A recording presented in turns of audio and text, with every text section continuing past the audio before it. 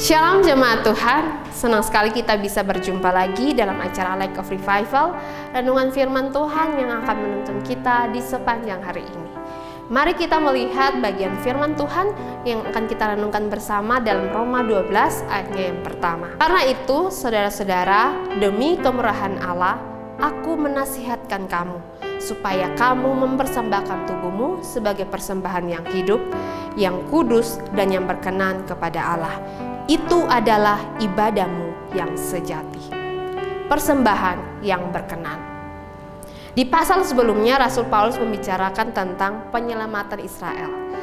Rasul Paulus menjelaskan suatu rahasia agar orang-orang di luar Israel, khususnya orang-orang percaya di Roma pada waktu itu, tidak bermegah, tidak sombong karena keselamatan yang telah diterima oleh mereka, orang-orang luar Israel.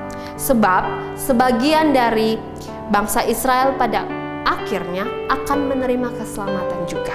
Tetapi juga sekaligus di pasal ke-12 dan pasal selanjutnya, Rasul Paulus menjelaskan tentang kewajiban-kewajiban yang harus dilakukan oleh orang percaya sungguh-sungguh. Setelah di pasal-pasal sebelumnya, Rasul Paulus membahas tentang dasar-dasar kekristenan yang harus dipegang. Lalu apa yang akan kita renungkan dari renungan ini? Yang pertama, sebelum kita membahas tentang awalan dari nasihat Rasul Paulus, mari kita melihat di sini bahwa Rasul Paulus menekankan merupakan kewajiban bagi orang yang sudah percaya sungguh-sungguh untuk mempersembahkan tubuh.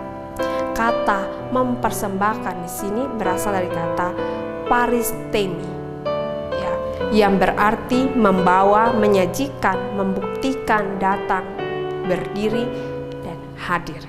Ini memang sepadan dengan kata persembahan, karena di ayat yang kita baca ini berbicara tentang ibadah yang sejati, yang dimana harus ada persembahan yang diberikan di dalamnya. Dan yang diperintahkan adalah persembahan yang hidup, yang kudus, yang berkenan kepada Allah. Itu adalah tubuh kita. Sebagai orang percaya sungguh-sungguh memang diharuskan untuk mempersembahkan tubuh, memberikan diri kepada Tuhan. Mengapa demikian? Karena ketika Kristus berkorban, menderita, bahkan mati, itu menggantikan posisi kita. Seharusnya kitalah yang mengalami penderitaan itu karena keberdosaan dari kita. Tetapi karena Kristus menggantikan kita, maka kita yang dulunya hidup dalam dosa wajib menjalani hidup baru, hidup bagi penebus, hidup bagi juru selamat kita, Yesus Kristus. Kita dipanggil, kita dituntut untuk memberikan hidup kita, memberikan tubuh kita bagi Tuhan. Bukan terserah kita, bukan atas dasar suka-suka kita, bukan atas dasar pilihan dari diri kita sendiri, tetapi ini adalah kewajiban atas apa yang telah Kristus perbuat untuk membenarkan diri kita. Yang kedua yang kita renungkan di pasal 12 ini, Rasul Paulus membukanya dengan kata karena itu. Ini berarti Rasul Paulus menjadikan alasan dari kemurahan Allah sebagai dasar atau motivasi bagi umat Tuhan untuk mempersembahkan tubuh. Ini adalah dasar, motivasi, dan dorongan yang bersifat Kristen. Di luar Kristus, orang menyampaikan dorongan yang berdasarkan ancaman, terutama ancaman hukuman kekal. Orang lain mendorong pengikutnya dengan memakai kuasa kebencian, tetapi Allah kita mendorong kita dengan kuasa kasih.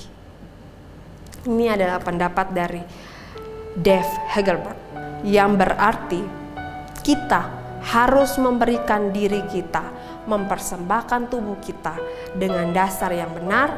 Dasarnya adalah karena kasih Allah yang sudah dinyatakan terlebih dahulu kepada kita.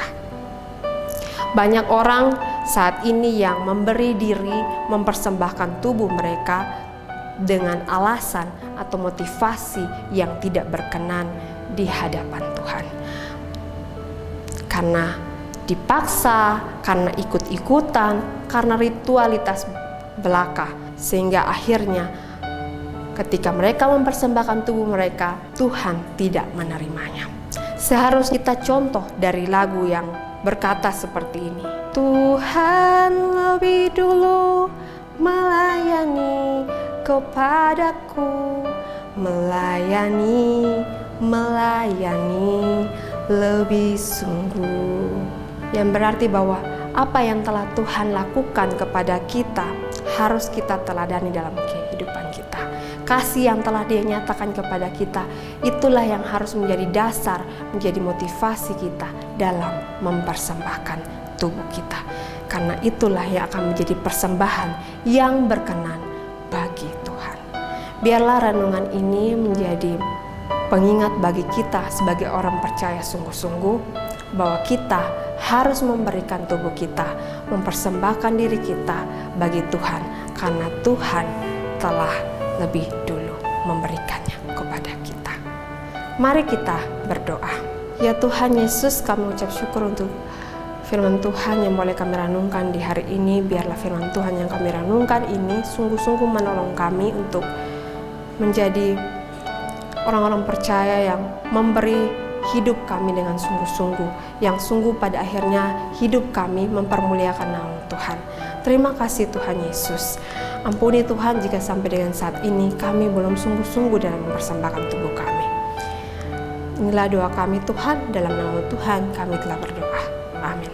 Jemaat Tuhan, mari jadikan firman Tuhan sebagai terang dan pelita dalam kehidupan kita. Tuhan Yesus memberkati kita.